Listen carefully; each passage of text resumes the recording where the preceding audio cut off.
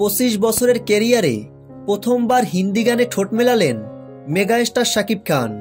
সম্প্রতি প্রকাশিত হয়েছে দরদ সিনেমার ট্রেইলার টি সিরিজের ইউটিউব চ্যানেলে। 2 মিনিট 28 সেকেন্ডের দরদের ট্রেইলারে দেখানো হয়েছে দুলু মিয়া ও ফাতেমার রোমান্স। সত্যের কাছাকাছি আইন।